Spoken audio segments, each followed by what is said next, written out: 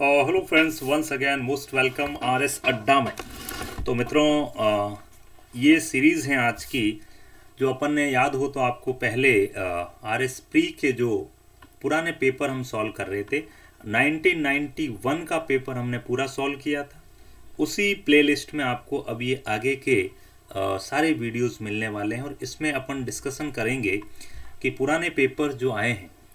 मैंने बताया था पुराने पेपर से आपको लगभग 30 से 40 क्वेश्चन आपको नए पेपर में मिलते हैं। तो ये सीरीज़ आपके बहुत काम की है, जितना हो सके आगे शेयर करें। और जल्द ही मैं टेस्ट सीरीज़ ला रहा हूँ फ्रेंड्स, आरएस प्री के लिए 100 टेस्ट पेपर, दमदार पेपर, और फीस बिल्कुल नॉमिनल होगी, ज़्यादा आपको घबराने की ज़रूरत नहीं है। अपना खुद का एप्लीकेशन आने वाला है आरएस अड्डा नाम से, और वो मिलेगा आपको प्ले स्टोर में। और अगर आप नए हैं चैनल पर तो चैनल को सब्सक्राइब जरूर करें। और साथ ही साथ फ्रेंड्स, आरएस अड्डा नाम से ही मेरा टेलीग्राम चैनल है, जहां पर डेली में 20 एमसीक्यू सॉल्व करवा रहा हूं आरएस प्री के लिए, और साथ ही साथ 2 क्वेश्चन की डेली में आंसर राइटिंग करवा रहा हूं आरएस मैथ्स के लिए। चलो मित्रों, this is the first question. ये पहला सवाल है मित्रों, 1993 का हम ये पेपर सॉल्व कर रहे हैं। पहला क्वेश्चन है कि राजस्थान का प्रथम चौहान राज्य कौन सा था। आप कहोगे सर, चौहान राज्य तो पहला सांभर के चौहान थे, 6th सेंचुरी वाले, लेकिन यहाँ सांभर है नहीं। तो सांभर या शाकंभरी के चौहान तो सबसे पहले आए थे, उसके बाद चौहानों की इन ऑप्शंस में क्या है, तो आंसर है मित्रा नाडोल। पाली के आसपास का जो एरिया है नाडोल क्षेत्र कहलाता है, आप जानते हैं।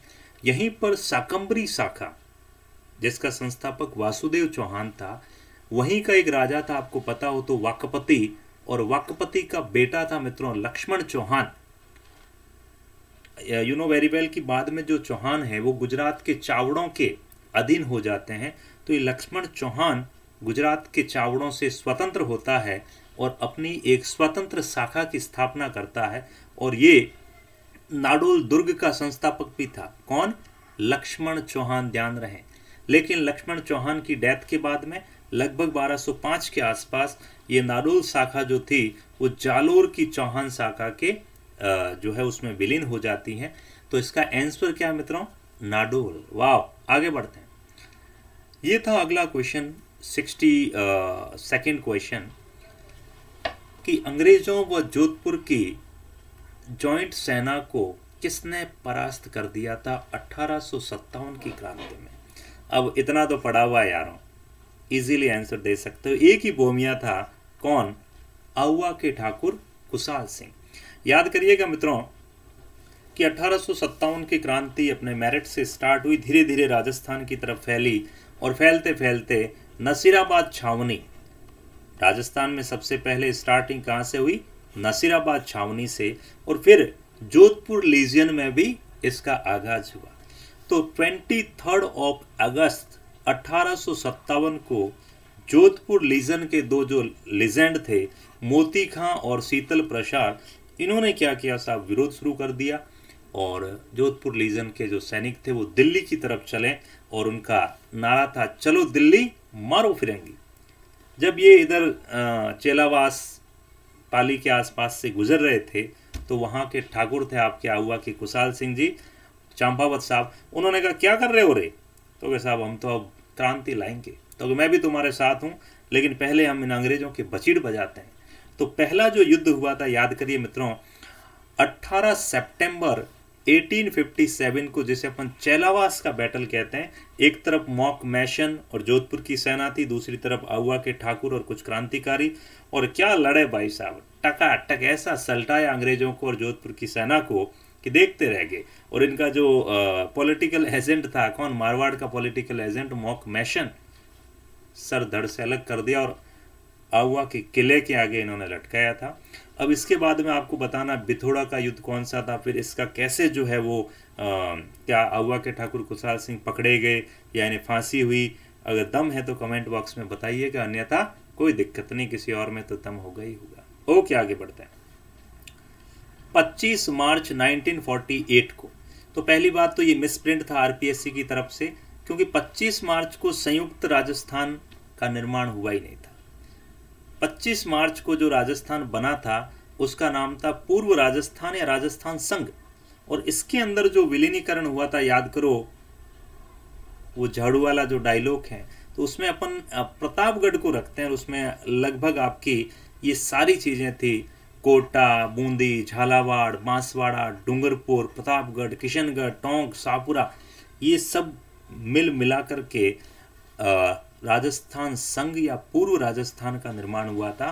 तो आपको कमेंट बॉक्स में ये बताना है कि 25 मार्च वाला चरण कौन सा था, क्या ये पहला चरण था या दूसरा चरण था या तीसरा या सातवां, आपको बताना। तो पूर्व राजस्थान या राजस्थान संघ की जो इसका उद्घाटन किया था वो आपके NV गाडगिल या नरहरि विष्णु गाडगिल ने किया, और पूर्व राजस्थान की जो कैपिटल थी, राजधानी थी, वो मित्रों कोटा बनाई गई थी, और यहाँ के जो प्रधानमंत्री थे वो थे शाहपुरा के गोकुललाल असावा, और महारावल जो थे मित्रों वो थे लक्ष्मण सिंह जी, कहाँ के, डूंगरपुर वाले, और यहाँ के जो राज प्रमुख बनाए गए थे वो थे मित्रों कोटा के महाराव भीम सिंह जी। तो ये सामान्य जानकारी हमें ध्यान है, और वैसे आप पढ़ते ही आ रहे हैं तो याद हो जाएंगी। ओके, अगेन बहुत ही अच्छा क्वेश्चन मित्रों आपके 1993 के पेपर से। बताओ भी दम है तो फटाफट कि राजस्थान में राजनीतिक चेतना लाने में सबसे ज्यादा योगदान किसका है। तो मित्रों याद करिएगा, इनका नाम है अर्जुन लाल सेठी। कई बार ये क्वेश्चन पूछा, और यही सवाल आपको 16 के पेपर में या 18 के पेपर में भी मिलेगा, वापस रिपीट हुआ है क्वेश्चन, और बाकी एग्जामों में तो कई बार पूछा है। तो मित्रों राजस्थान में सबसे पहले जो राजनीतिक चेतना या क्रांतिकारी विचारधारा को जो आगाज करने वाले व्यक्ति थे वो थे मित्रों अर्जुन लाल सेठी। अब अर्जुन लाल सेठी इन्होंने क्या किया, एक्चुअल में इन्होंने 1905 में जैन शिक्षा प्रचारक समिति की स्थापना की थी।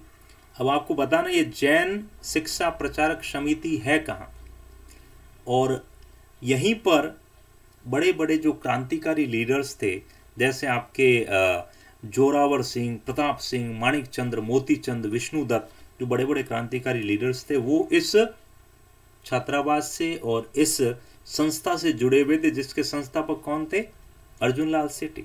और दिल्ली का जो होर्डिंग्स बम कांड है, आरा का काकोरी कांड है, इनसे भी इनमें इनका नाम आया था, जिस कारण इन्हें 7 वर्ष की सजा भी हुई थी। हालांकि 1920 में ये रिहा हो गए और फिर अजमेर में इन्होंने अपनी कर्म भूमि बसाई।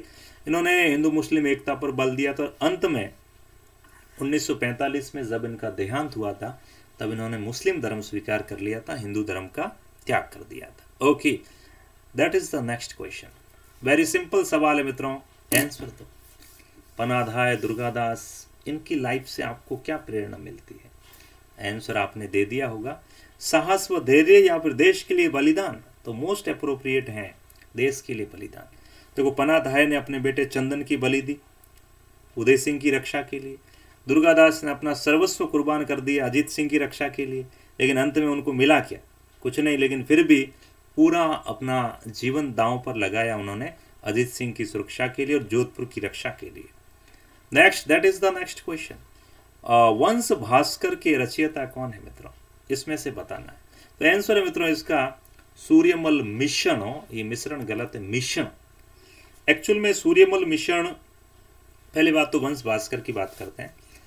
वंश भास्कर एक्चुअल में बूंदी के जो हाड़ा राजा थे उनमें राम सिंह जी का नाम विशेष रूप से लिया जाता, और इन्हीं राम सिंह के दरबारी कवि थे कौन, सूर्यमल मिश्रण। सूर्यमल ने ये जो वंश भास्कर की रचना की मित्रों, इसकी भाषा है पिंगल। अब डिंगल और पिंगल आपको पता होगा कि अगर अपन राजस्थान की बात करें तो राजस्थान के इधर वेस्टर्न पार्ट में जो चारण कवि हैं वो मेनली डिंगल में लिखते हैं, और इधर पूर्वी राजस्थान में जो आपके भाट और राव कवि हैं ये पिंगल में लिखते हैं। हालांकि ये चारण ही थे, पर इनका मेन जो इनकी जो शैली है लिखने की वो आपकी पिंगल शैली है। और एक इम्पोर्टेंट बात कि इस किताब में आखिर है क्या, बूंदी राज्य का इतिहास तो है ही है, साथ ही साथ मराठा विरोधी भावना कैसे पनप रही थी उस समय राजस्थान में वो भी दिखाया है। बिल्कुल। और ध्यान रहे इस किताब को पूरा करने का काम इनके जो दत्तक पुत्र थे मुरारी दान, उन्होंने इसे पूरा किया था। ये अपने जीते जी इस किताब को पूरा नहीं कर पाए थे। किताब का नाम क्या है? वंश भास्कर। इंग्लिश मीडियम वालों, आप लोगों के लिए इंग्लिश में कंटेंट पढ़ा है, आप देख सकते हैं। तो मित्रों थोड़ा सा पानी वानी पी लेते हैं अपन। और सबके क्या हाल चाल है भाई? पढ़ाई वढ़ाई कैसी चल रही है सबके? बाकी पुराने स्टूडेंट भाई कोई तो हाय हेलो किया करो और शेयर वेयर किया करो थोड़ा। बाकी तो अब देखो स्टूडियो तो लगाता लगाऊंगा, पहले तो अभी थोड़ा गैदरिंग करते हैं अपन यूट्यूब पे।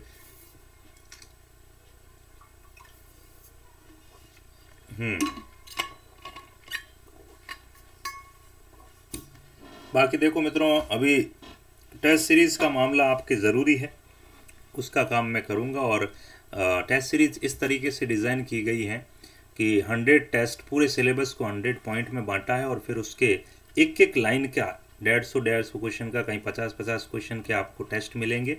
और यूट्यूब पर हम वही चीज़ एक दिन पहले पढ़ेंगे और पढ़ने के बाद में फिर आपको ऐप में जाकर के टेस्ट लगाने। तो ऐसे सिस्टमेटिक वे से आप चलेंगे तो आपका बेड़ा पार है साहब। चलो, राजस्थान में सेंट्रल गवर्नमेंट द्वारा परिचालित कौन सा कारखाना है? तो मित्रों इसका आंसर है आपका हिंदुस्तान जिंक लिमिटेड SZL, जो कहाँ पर है? आपकी उदयपुर में सिचुएटेड है।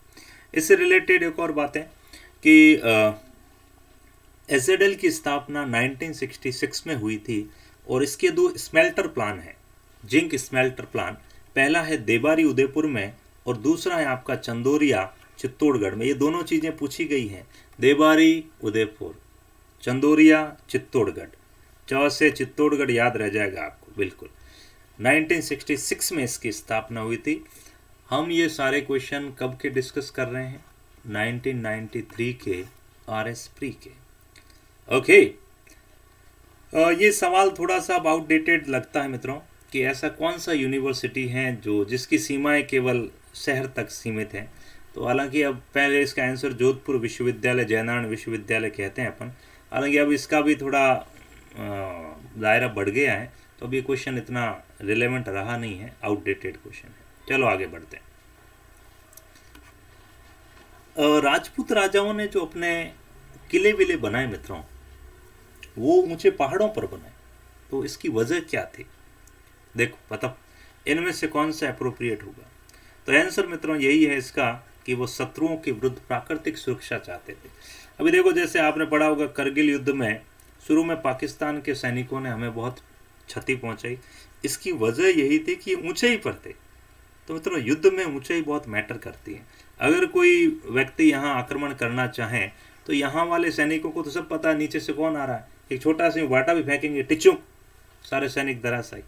तो ये फायदा लेने के लिए कि भी हाँ ऊंचाई पर होंगे तो ऑटोमेटिक हमें नेचुरल प्रोटेक्शन मिलेगा, प्राकृतिक जो है वो सुरक्षा मिलेगी। उस वजह से जैसे चित्तौड़ का किला आप देख लो, कुंभलगढ़ का देख लो, जोधपुर का चिड़िया टूक पहाड़ी पर आपका मेहरानगढ़ देख लो, मेजोरिटी ऑफ जो भी फोर्ट्स हैं सुरक्षा की दृष्टि से ऊंचाई पर बनाए गए। राजस्थान के इतिहास में मित्रों हर्षवर्धन की डेथ 648 पुष्यभूति वंश का हर्षवर्धन से लेकर जब तक 1206 में कुतुबुद्दीन ऐबक के पावना इल्तुतमिश ने जो है वो गुलाम वंश की नींव नहीं रखी, तब तक का जो पीरियड है ये पूरा का पूरा ये एक तरह से माना जाता है राजपूत काल। और इसमें उत्तरी भारत में राजपूतों का दबदबा था और अभी भी आप मान सकते हैं। पृथ्वीराज रासो के रचनाकार कौन थे मित्रों? गैली जालर को ही पता है, चंद बरदाई। और चंद बरदाई एक्चुअल में चारण कवि थे और इनका मुख्य ग्रंथ है पृथ्वीराज रासो। और इनके बारे में एक इम्पोर्टेंट बात ये कही जाती है मित्रों कि इसकी भाषा भी कैसी है, पिंगल। ये याद रखना, पृथ्वीराज रासो जो लिखा गया वो पिंगल में है, कुछ किताबों में डिंगल भी है बट एग्जैक्ट है पिंगल। और इनकी जो भाषा शैली है वो ब्रज भाषा से मिलती जुलती है, इसलिए पृथ्वीराज रासो को जो है वो एक्चुअल में इन्हें ब्रज भाषा का राजस्थान में प्रथम कवि भी माना जाता है। किसे?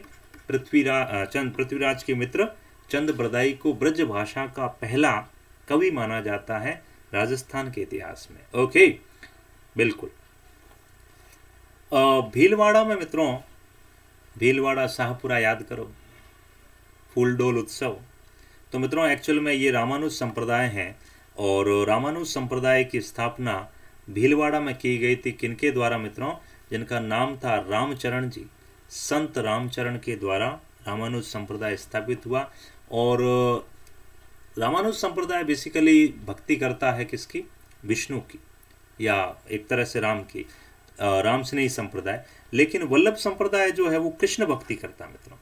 बाकी वल्लभाचार्य, इसमें देखो चारों ऑप्शन है ना, चारों ऑप्शन का अलग अलग बताया है। तो रामानुज संप्रदाय हो गया रामचरण जी, वल्लभ संप्रदाय वल्लभाचार्य, ये कृष्णदेव राय के दरबारी कवि थे, इन्होंने अलंकृत किया था। और दादू पंथ, इनका जो मेन आपका दादू पंथ की स्थापना की थी, और दादू जीरा दोहा या दादू जीरी वाणी मेन इनका जो ग्रंथ हैं। सिद्धूकड़ी या फिर ढूंढाड़ी भाषा में इन्होंने अपना ज़्यादातर साहित्य लिखा है। और साथ ही साथ मित्रों निम्बार्काचार्य, निम्बार्क थे खुद, और इसे हंस संप्रदाय के नाम से भी जाना जाता है। Okay, that is the next question, very lollipop question. ये सारे सवाल कहाँ के हैं? घर से बना के नहीं लाया हूँ, RS प्री 1993 के पेपर के सवाल हैं। राजस्थान भारत का कितना प्रतिशत है? यू नो वेरी वेल मित्रों, 10.41%, तो लगभग आप मान सकते हैं 11% इसका आंसर है। और यू नो वेरी वेल कि सन 2000 से पहले राजस्थान जो है वो सेकंड नंबर पे था एरिया वाइज, लेकिन अभी फर्स्ट नंबर पर है, क्योंकि MP से छत्तीसगढ़ अलग हो गया, तो MP अभी एरिया में सेकंड स्थान पर आ चुका है, 3,42,239 स्क्वायर किलोमीटर। अभी ये क्वेश्चन आउटडेटेड है, बट यहाँ से सिर्फ एक ही ध्यान रखना है, मरुस्थली विकास योजना, इसका शुभारंभ कब हुआ था? ये अभी शायद वीडियो में या पूछ लिया गया था कि डेजर्ट डेवलपमेंट प्रोग्राम राजस्थान में या ऑल ओवर इंडिया में कब स्टार्ट हुआ था? 1977-78 में। याद करो, मोरारजी देसाई की सरकार में ये स्टार्ट हुआ था, मोरारजी देसाई के काल में। तो उस समय ये बहुत कम जिलों में था, लेकिन अभी तो ये लगभग आप देख सकते हैं कि 5 राज्यों के लगभग 21 जिलों में और 231 ब्लॉकों में कार्यरत हैं। तो यहाँ इस स्लाइड से सिर्फ एक ही चीज़ ध्यान रखनी है, मरुस्थली विकास कार्यक्रम कब स्टार्ट हुआ था? 1977-78, जब मोरारजी देसाई की सरकार आई थी। बढ़िया जी बढ़िया। इनमें से कौन सा सही सुमेलित नहीं है? बादला, जयपुर, मसूरिया साड़ी, कोटा, नमदा, जोधपुर एंड संगमरमर, नक्काशी, टोंक। तो मित्रों अगर आपने पढ़ा है राजस्थान का थोड़ा सा भी इतिहास, बादला क्या है रे भाई? बादल है क्या? एक्चुअल में बादला क्या है, जोधपुर में मिलती हैं। आपने देखा होगा जिंक की पानी की बोतलें होती है, जिसमें पानी लंबे समय तक ठंडा रह सकता है। तो ऐसी जिंक की बोतलों को राजस्थान में, जोधपुर में स्पेशली बादला कहा जाता है। तो बिल्कुल इसमें पूछा है, सॉरी, अच्छा सुमेलित कौन सा है? ओहो, सुमेलित कौन सा पूछा है, जबकि अपन ने थोड़ा गलत डिस्कस कर दिया। तो ये सुमेलित नहीं है। मसूरिया साड़ी कोटा की सुमेलित, नमदा जोधपुर में नहीं, टोंक में है, और संगमरमर की नक्काशी जयपुर की फेमस है मित्रों। तो ये उल्टे सीधे दिए हुए थे। तो यहाँ पर जो सही ऑप्शन है वो एक ही है, और वो है आपका मसूरिया साड़ी का। तो ध्यान रखना, answer B for Bombay perfect है। बादला, जोधपुर, नमदा, टोंक और संगमरमर की नक्काशी जयपुर। ओके, आगे बढ़ते हैं मित्रों। बादला क्या है? जिंक से बनी हुई बोतल है जिसमें पानी लंबे समय तक जिंक या जस्ते से ठंडा रह सकता है। ओके, कौन सी नदी है जो बंगाल की खाड़ी में अपना पानी लेके जाती है मित्रों? राजस्थान की कौन सी नदी है? क्या बात है, याली जालर को ही पता है मित्रों। अगर आपने राजस्थान का मैप देखा है, ये लो सर, बन्ना रे बाग में झूला घालिया, खोलो भाई खोलो रे। तो मित्रों बनास रिवर आप जानते होंगे कि यहाँ इधर राजसमंद वाले एरिया से होते होते मेनली आपके सवाई माधोपुर के आसपास आपके चंबल से मिल जाती है, और फिर ये सीधी कहाँ चली जाती है? गंगा में। तो इसका आंसर है फ्रेंड्स आपका Banas river. B for Bombay is the perfect answer. पूछा क्या है इसमें कि बंगाल की खाड़ी, तो गंगा कहाँ जाती है? बंगाल की खाड़ी में। बनास किस में मिलती है? चंबल में। और चंबल कहाँ मिलती है? आपकी यमुना में, और यमुना कहाँ मिलती है? गंगा में। तो आंसर इसका था मित्रों बनास। अभी यहाँ से थोड़ी 2-4 बातें आपको ध्यान रखनी कि राजसमंद जिले में कुंभलगढ़ के निकट एक पहाड़, ये खमनोर से बनास रिवर निकलती है, और ये चलते चलते चलते आगे जाकर के सवाई माधोपुर के आसपास चंबल में मिल जाती है, और फिर चंबल आगे जाकर के आपकी मिलती है यमुना में, और फिर चल पड़ते हैं गंगा की तरफ। दूसरी नदी थी लूणी। लूणी आपको पता नाग पहाड़ से निकलती है अजमेर में, और फिर धीरे धीरे आती हुई इधर आपके कच्छ के रण में ये विलुप्त हो जाती है। माही नदी एकमात्र ऐसी नदी जो कर्क रेखा को 2 बार काटती है मित्रों। इसका उद्गम अमरोहा डिस्ट्रिक्ट MP से होता है, और फिर ये राजस्थान में, ये जो अपना नीचे वाला पोर्शन है बांसवाड़ा डूंगरपुर, इधर से होते हुए इधर आपके खंबात की खाड़ी में गिर जाती, ध्यान रहे। और माही को हम वागड़ या कांठल की गंगा भी कहते हैं, या दक्षिण राजस्थान की गंगा भी कहते हैं। साबरमती नदी जो है वो उदयपुर में एक तहसील है मित्रों कोटड़ा, वहाँ से निकलती है, और निकल करके अरावली की पहाड़ियों से होते हुए गुजरात में खंबात की खाड़ी में गिर जाती है। तो माही और साबरमती, ध्यान रहे, माही एंड साबरमती दोनों कहाँ गिरती हैं? खंबात की खाड़ी में। बनास सवाई माधोपुर के आसपास कहाँ मिल जाती हैं? चंबल में। और एक जो रिवर आपकी बच गई कौन सी? लूणी। तो लूणी जो है वो आपकी कच्छ के रण में गायब हो जाती है, वो आगे कहीं नहीं मिलती है। बिल्कुल मित्रों, ये मेरी पुरानी स्लाइड से, अब अनअकैडमी से अपना कोई लेना देना नहीं है, अपने को तो सिर्फ इससे पढ़ना है। बिल्कुल ओके, क्या बात है, जोरदार क्वेश्चन।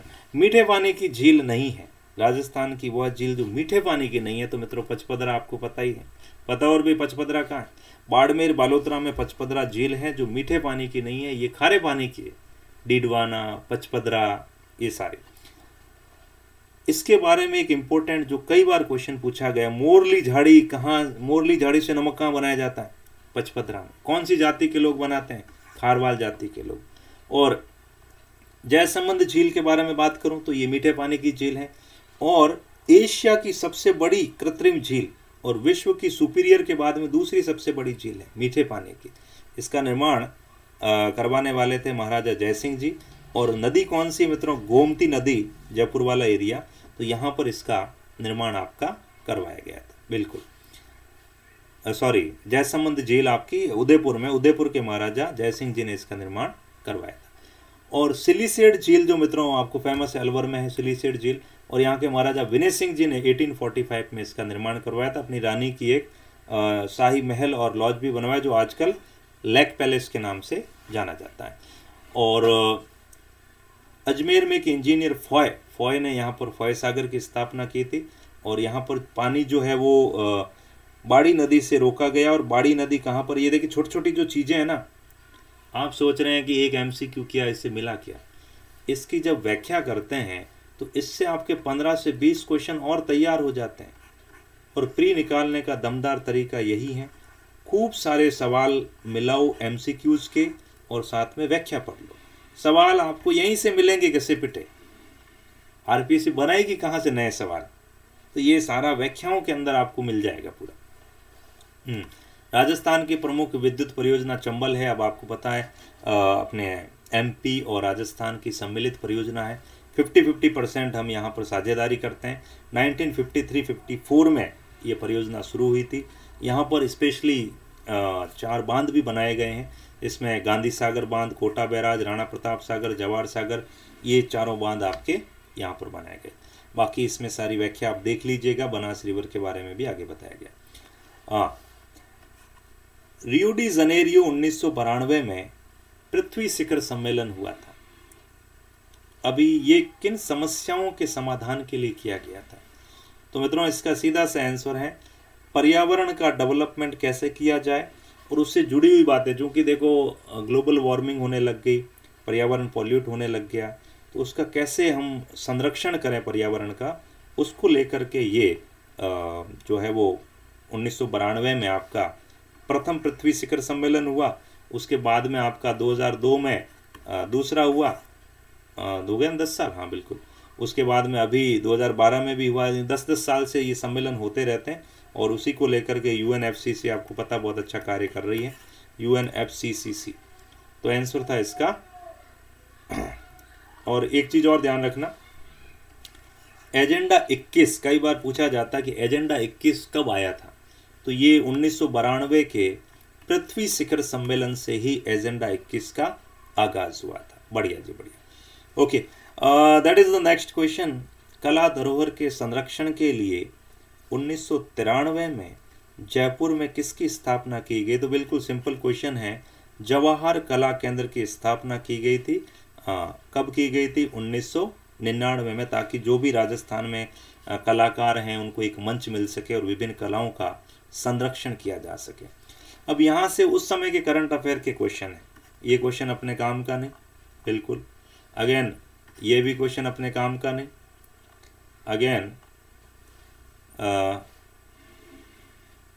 ये क्वेश्चन भी आउटडेटेड है, क्योंकि अभी राष्ट्रीय उद्यानों की संख्या लगभग 103 हो चुकी है। फिर भी अभी और एक दो और बने तो शायद 105 के आसपास हो चुके हैं।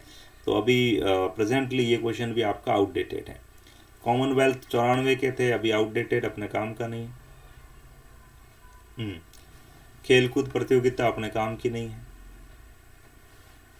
अगेन अपने काम का नहीं है। करंट अफेयर के क्वेश्चन थे। रोडनी किंग काम का नहीं है। ये पृथ्वी, ये भी अपने काम का नहीं है। थल सेना की मील का पत्थर काम का नहीं है, उस समय का करंट अफेयर है। गैरी एस बेकर अपने काम का नहीं है। अर्जुन अवार्ड उस समय का था, अपने काम का नहीं है। ये क्वेश्चन अच्छा है। G7 जो अभी चर्चा में रहता है, G7 में दुनिया के कौन कौन से देश हैं? तो मित्रों पहले ये पहले G6 था, फिर G8 भी बना, G7 बना, फिर G8 भी बना, लेकिन अभी रूस को बाहर कर दिया गया है। तो अभी 7 देश हैं। अभी 7 देश कौन कौन से मित्रों? अमेरिका है, रशिया है, कनाडा है, रशिया नहीं है तो अभी रशिया को हटा दीजिए। US है, कनाडा है, ब्रिटेन, फ्रांस, पश्चिमी जर्मनी और ऑस्ट्रेलिया, जापान नहीं, इसमें आपका आ जाएगा ये वाला D for Delhi is the perfect answer, बिल्कुल। तो ये जो दुनिया के 7 सबसे बड़े डेवलप्ड कंट्रीज़ हैं वो माने जाते हैं G7 के अंदर। तो अभी रशिया को इससे बाहर कर दिया गया, यूक्रेन का जो लफड़ा चल रहा है। और इसका इतिहास अगर जाने तो फ्रांस द्वारा 1975 में G6 के नाम से 6 सबसे धनी, मतलब 1974 में हमने जब परमाणु परीक्षण किया था ना, प्रथम परमाणु परीक्षण, तो उसके एक तरह से विरोध में ये संगठन खड़ा हुआ था, लेकिन अभी भी ये चल रहा है। और अभी 1976 में इसका नाम बदल दिया गया कनाडा के शामिल होने के बाद, और फिर G7 हो गया। रूस आया तो G8 हो गया, अभी वापस G7 है। विश्व साक्षरता दिवस मित्रों अपन मनाते हैं 8 सितंबर को। तो 8 सितंबर को वर्ल्ड लिटरेसी डे मनाया जाता है। और 1965 में यूनेस्को द्वारा इसकी स्टार्टिंग की गई थी 8 सितंबर। ये अभी काम का नहीं है, उस समय का क्वेश्चन था मित्रों। अंतर्राष्ट्रीय court of justice, international court of justice कहाँ है? तो मित्रों ये सीधी सी बात है, नीदरलैंड में है। क्या नीदरलैंड की राजधानी में है, स्विट्जरलैंड में है, या नीदरलैंड के एक नगर में है? तो इसका आंसर है मित्रों आपका नीदरलैंड का एक नगर जिसका नाम है हैग, बिल्कुल। तो हैग में से 2 अप्रैल 1946 को UNO संयुक्त राष्ट्र संघ का एक अंग है, कौन सा आपका? अंतर्राष्ट्रीय कोर्ट ऑफ जस्टिस। 1946 में इसकी स्थापना की गई थी। और इसमें टोटल मित्रों 15 जजेज होते हैं, और हर जज जो है वो 9 सालों के लिए अपना वहाँ पर टेन्योर पूरा करता है। हालांकि हर 5 साल में हर 3 वर्ष में 5 न्यायाधीश जो है वो रिटायर होते हैं। भारत के अभी तक 4 जजेस यहाँ पर गए हैं। अभी जो है दलवीर साहब भंडारी अपने दूसरे कार्यकाल सन 2012 से कंटिन्यू यहीं पर है, और 2027 तक अभी इनका टेन्योर बढ़ा दिया गया है। पहले जो जज थे मित्रों वो थे आपके BN राव, और एक राजस्थान से 2 मैन हैं, नागेंद्र सिंह और आपके दलवीर साहब भंडारी, बिल्कुल। विज्ञान नीति भारत में सबसे पहले कब आई थी मित्रों? 1958 में भारत द्वारा विज्ञान नीति भारत सरकार द्वारा लाई गई थी। और विश्व में विज्ञान नीति लाने वाला ऐसा एकमात्र देश भारत है। डूरंड कप किससे रिलेटेड है? तो मित्रों आपने सुना ही होगा, अभी जब फुटबॉल चल रहा है, अभी कल परसों या कल की बात है, तो डूरंड ट्रॉफी कप फुटबॉल से रिलेटेड है। और 1857 में इंग्लैंड में विश्व का पहला फुटबॉल क्लब बना था जिसका नाम था शेफील्ड क्लब, वो अभी भी चर्चा में है। हैंस क्रिश्चियन एंडरसन ये उस समय चर्चा में रहे थे। ये एक्चुअल में बाल साहित्य के लिए जाने जाते हैं, एक साहित्यकार, अभी काम का नहीं है। ओके, इनमें से कौन सा स्थान जो है वो अजीब है? तो मित्रों, चांदीपुर सुना होगा, अरीकोटा सुना होगा, तुम्बा सुना होगा। बांदीपुर क्या है? बांदीपुर तो नेशनल पार्क है। ये तीनों मिसाइल प्रक्षेपण से रिलेटेड हैं, जबकि बांदीपुर आपका प्राकृतिक स्थल है। चांदीपुर कहाँ है? उड़ीसा में। श्री हरिकोटा का आंध्र प्रदेश के तट पर भारत का एकमात्र जो है वो उपग्रह प्रक्षेपण केंद्र है। तुम्बा कहाँ है? केरला में है। तो ये स्थान आपको ध्यान रखने हैं। ओके, देखिए, बामियान अफगानिस्तान के अंदर एक बुद्ध की 80 फीट बड़ी प्रतिमा लगाई गई थी और तालिबान ने उसे गिरा भी दिया था। ये लगाने वाले कौन थे मित्रों? ये उस समय का करंट था, ये जापानियों ने लगाई थी। जापान में एक बौद्ध संप्रदाय जिसका नाम है जोकियो, तो इन्होंने ये भगवान बुद्ध की जो है वो विशाल प्रतिमा स्थापित की थी। वही बुद्ध जिनका जन्म 563 ईस्वी में कपिलवस्तु में हुआ था, जिनकी मृत्यु 483 में 80 वर्ष की आयु में कुशीनारा में हुई थी। बिल्कुल, बाकी बौद्ध धर्म जब अपन पढ़ेंगे तो और डिटेल से करेंगे। This is the last question of 1993 इस पेपर, ये खत्म होने वाला मित्रों। संयुक्त राष्ट्र चार्टर को कब स्वीकार किया गया? तो मित्रों, आंसर है इसका सैन फ्रांसिस्को में, सैन फ्रांसिस्को सम्मेलन। अब याद करें कि 1939 से लेकर 1945 तक वर्ल्ड वॉर चला था मित्रों, और इसी वर्ल्ड वॉर के दौरान शांति की जो है वो आवश्यकता महसूस हुई कि क्यों लड़ें, अब थोड़ा शांति स्थापित करें। और शांति स्थापना में अमेरिका की भागीदारी महत्वपूर्ण रही, और यहीं के राष्ट्रपति के जो है वो नेतृत्व में सैन फ्रांसिस्को सम्मेलन बुलाया गया था। और इस सैन फ्रांसिस्को सम्मेलन में ये आपका 26 जून 1945 की बात है मित्रों। इस दिन यूएन का चार्टर साइन हुआ और भारत भी था इसमें, और 51 देशों ने इस चार्टर पर सिग्नेचर किए थे। 51वां देश पोलैंड था, और इसी के चार्टर के साइन होने पर 24 अक्टूबर 1945 को यूएनओ की स्थापना हुई, जिसका मुख्यालय कहाँ है मित्रों? मुख्यालय बताइए। तो मुख्यालय इसका वाशिंगटन डीसी में आपका। बिल्कुल, तो इस तरीके से मित्रों हमने पूरा का पूरा 1993 का पेपर कर लिया है। अब अपन आगे बढ़ेंगे 1995 के पेपर में, और भी कई सारी चीज़ें करेंगे। Thank you so much. Video को लाइक ज़रूर करें, शेयर ज़रूर करें, ताकि थोड़ा मेरा भी भला हो सके और मैं थोड़ा मोटिवेट हो सकूं, ताकि आपको और अच्छे से अच्छे वीडियो मिल सके। जल्दी अपन लाइव सेशन लाने वाले मित्रों। अभी क्लासों का टाइम फिक्स करूंगा, 10 PM आपको पॉलिटी की क्लास मिलेगी, और रात को 9 बजे अपन MCQ की क्लास लेंगे। ये 2 क्लासें तो अभी लगभग फिक्स हैं। बाकी आने वाले समय में अपन रोज के 8-8, 10-10 घंटे भी क्लासें लेंगे। टेंशन लेवे टैक्सी वाला। ओके बाबा, टेक केयर।